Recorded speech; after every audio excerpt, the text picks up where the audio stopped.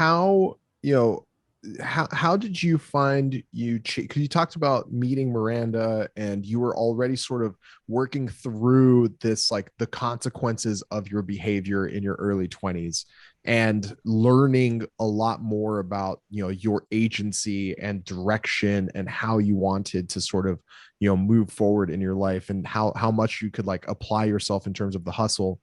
And I'm curious, how did the how did that transition from, single Julian to partnership with Miranda to having a family, having a business? What other steps in your mindset happened in sort of like adjusting to these new circumstances? Because there's nothing quite like having a kid that like lights a fire under somebody. And you spoke about that, right? There's like, it's like this almost impossible to meet set of expectations that dads set upon themselves once they realize what this means for them. Like, you can do everything possible to set this child up, and it's kind of like it's in my hands, it's in our hands, it's in, it's in my behavior that is going to get me the end result here of like either taking care of my son or taking care of my daughter or not taking care of my kids.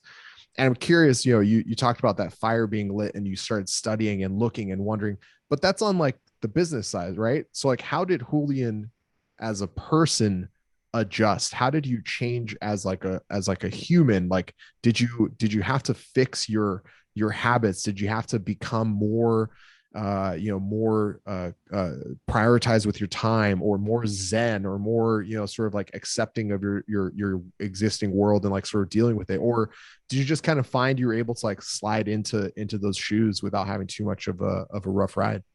The rough ride for sure was in the relationship between me and Miranda. And I mean, obviously, it's rough too it was rough with Knox as well. So pretty much you have to unlearn everything that you've learned up until that point. So you have to, in order for you to be the best version of yourself, you have to figure out what are your ticks, what are the uncomfortable things that really trigger you, and figure out why those things really trigger you.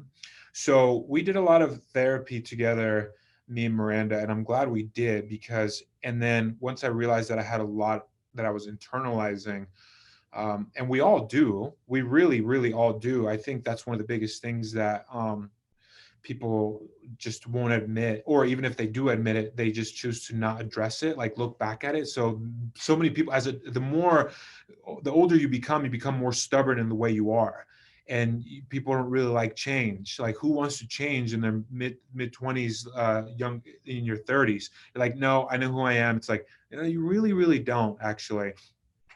Communication for me was really bad. That was not a good thing, because especially as you become new parents, because that will really, really, because up until then you think you know each other, but you don't, because now you're having to deal with each other's parenting styles, communication. You're supposed to be a mind reader, and then when you get into art, you disagree with things like who's going to let go of their ego and how do you address those things.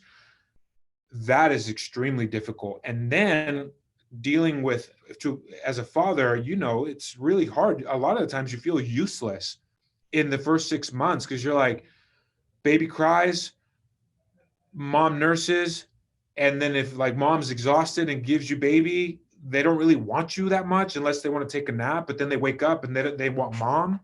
So you're like, you're stuck there as a new father, feeling useless, like, oh my gosh, or why won't you like smile, or this and that. You'll get like little glimpses, but it's in those rough hours at night where you're tired, you're exhausted. It's a team effort, or maybe some people don't treat it as a team effort, but that's also why a lot of people end up getting divorced during the early stages of, with their kids, because it'll really test your relationship for sure. And so then I went through, I did a lot of reading on books as well, like the Four Agreements, the Way of the Peaceful Warrior, the Alchemist, all these things.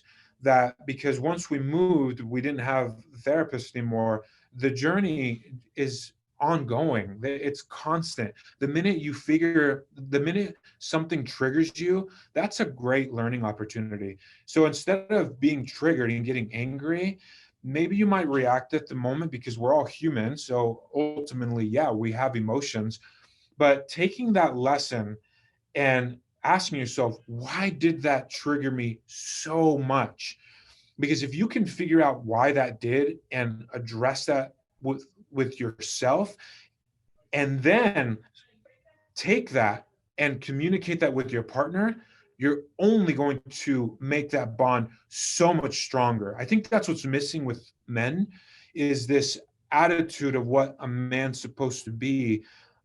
There's nothing wrong with vulnerability.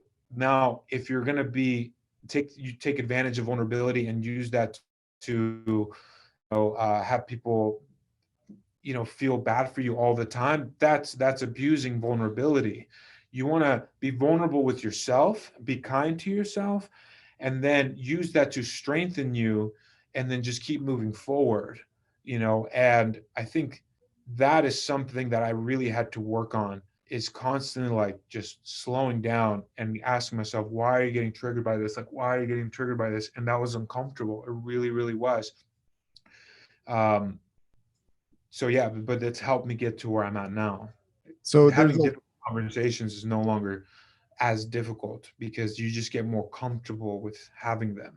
yeah, there's a lot of self like knowledge. There's a lot of self like realization that you're describing here, and that's a very, very challenging process. It's something that I think a lot of people, I don't know if they actively just distance themselves from it because of how painful it can be, or it's just you find a groove in your life with career, relationship, family, work, friends, whatever, and it's just, quote unquote, not worth the effort to light everything on fire and try and rebuild from the ashes of that, because that's essentially what ends up happening if you start going down that path of trying to figure out why, taking control over your emotions, taking control over your reactions to things, taking control over the environment that you're in that might be, affecting those things in a negative way. That ends up being a lot of times the end result. You end up just basically trying to rebuild everything from the ground up, and that's incredibly challenging to do. And I wonder, how are you, other than the active example of doing this in your day-to-day life, how are you communicating this to your sons? How are you communicating this to your kids, that, this vulnerability, this self-questioning is a process that's absolutely worth investing in? So right now, I also so I went through a series of reading books like the Montessori books. um, there was other ones that I've read as well, and you start to realize that as adults we're no different than children. We just kind of become more stubborn and more set in our ways, but the emotion is still the same. Like, so yeah, you may mature, and kids don't rationalize things as easy, but also if you become older and don't work on these things, you also aren't very rational. You become extremely emotional, and now you just do it in a more angry, passive aggressive way. you know so with Knox, um, taking the time to slow down and meet him to his level is a very, very big thing. So as opposed to, and of course there are times where like I'm a little bit more impatient with him, taking the time to slow down. And like, so for example, if, him and Banner now, get in an art, like he like hits Banner or something, I will pick up Banner and I won't get mad at Knox, because then that'll bring fear to him. I will calm Banner down, and then I'll come to Knox and just sternly look him in the eye and ask him, "Hey, buddy, were you mad?" And he'll say, "Yeah." So then it keeps the conversation going. That way he doesn't learn to fear me, and he learns to communicate with me. And then when he like drops his defense mechanism, he can then tell me why he got upset. And then once he's allowed himself to express himself, then letting him know, "Hey, well, okay, buddy, when you get upset, you have to tell Papa so I can take away Baby Banner, and then you don't have to worry about that, okay? But you can't hit Baby Banner because that really hurts him." Do you understand? He's like, yeah. And then I'll tell, can you please say sorry to Banner? He's like, I'm sorry, Banner. So when I approach things like that, you start to see like how that really, really gets them well, like good with communicating, and they just respond so much better. Or if he, like, again, validating their feelings, but also there's like a fine balance with that, right? So you can validate their feelings, but also as a parent, that's why people are so different, because ultimately you are a mirror image of your parents at times with how like they raised you.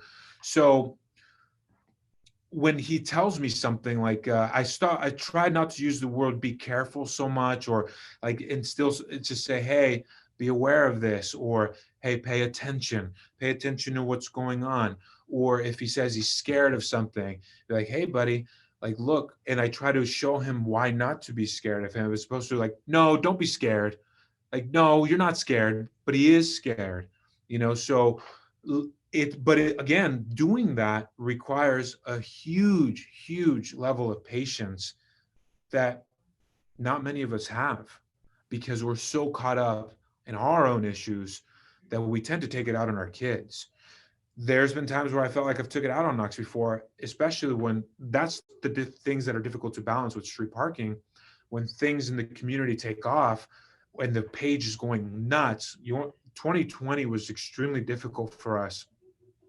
And I had enough, because Banner was only like 8 weeks old, and then everything happened with the protest, all the political exchange, the heat, and there's not one social media platform that didn't deal with that, difficult navigating through that, right?